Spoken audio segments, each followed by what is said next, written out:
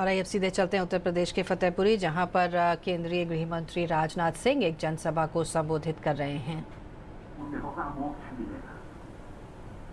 लोग कहते हैं पुण्य मिलता है, मोक्ष मिलता है। अब क्या हो रहा है? अब क्या हो रहा है? अब 1 रुपया का सिक्का नहीं डालते, 500 1000 के करोड़ों नोट ही गंगा जी में डाल देते हैं। वो मोक्ष प्राप्त करना चाहते हैं। लेकिन ऐसे लोगों को मोक्ष जरूर प्राप्त होगा। काले धन से उन्हें निश्चित रूप से अपना हाथ दूर करना होगा। मेरे बहनों भाइयों, ये डंके की चोट पर मैं कहना चाहता हूं, नहीं चलेगा। चुनाव यह होता था, प्रत्याशियों से पैसा मांगा जाता था। उत्तर प्रदेश की राजनीति से आप सभी अच्छी तरह परिचित हैं। टिकट लेने के लिए कुछ ऐसी राजनीतिक पार्टियां हैं जो कि पैसा लेती नहीं है। और आपने देखा होगा, नोटबंदी का जब फैसला लागू हो गया, बुला बुला कर पैसा वापस किया गया।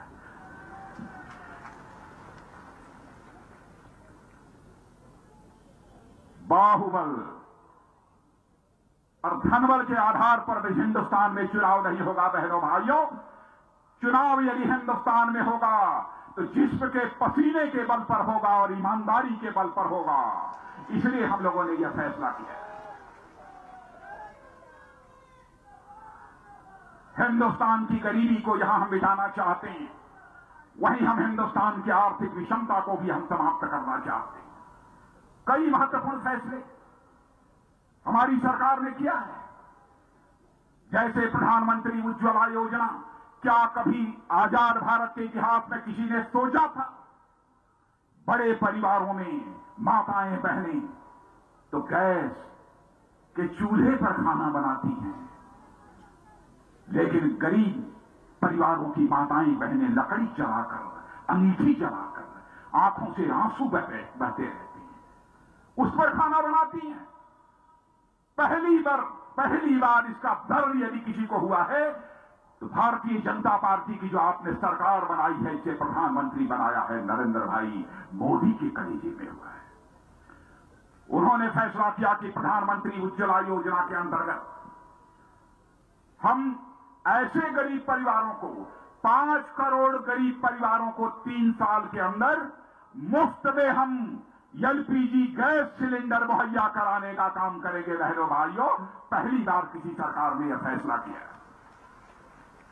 अब तक सारे हिंदुस्तान में हम लोगों ने 1 करोड़ यह गैस सिलेंडर बांटा है, और इसमें से कि उत्तर प्रदेश को 34,35,000 प्रधानमंत्री उज्ज्वला योजना के अंतर्गत यह गैस सिलेंडर दिए गए हैं। कई महत्वपूर्ण कदम इस प्रकार की सरकार ने उठाए।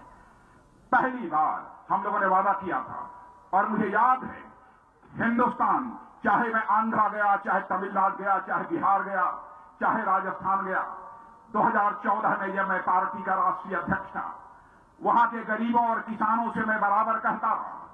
उत्तर प्रदेश में भी जब मैं आता था, लोगों से यही कहता था, हम ऐसे हालात पैदा करेंगे कि हिंदुस्तान में एक भी परिवार शेष नहीं बचेगा जिसका कि बैंकों में खाता न खुल जाए।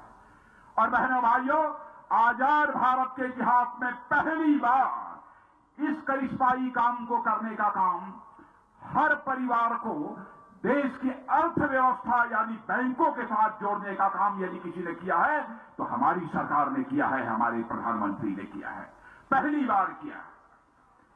और आप देखिएगा, साल 2 साल के बाद ऐसे हालात होंगे कि आपके घर का छोटा बच्चा कोई सामान यदि खरीदना होगा तो सीधे अपने मोबाइल पर बैठकर ही सामान की खरीद फरोख्त कर लेगा। बैंकों का दरवाजा उसे नहीं खटखटाना पड़ेगा। हम एक ऐसी व्यवस्था इस हिंदुस्तान में खड़ी करने जा रहे हैं,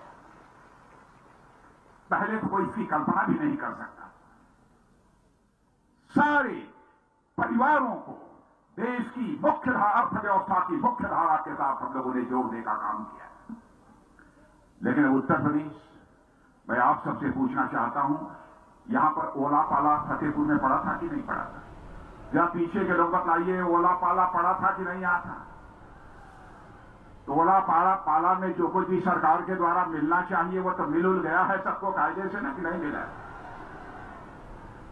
बहनों भाइयों, मैं ईमानदारी से जो कमेटी बनी है, हाई लेवल कमेटी केंद्र सरकार की, उसका चेयरमैन मैं हूं।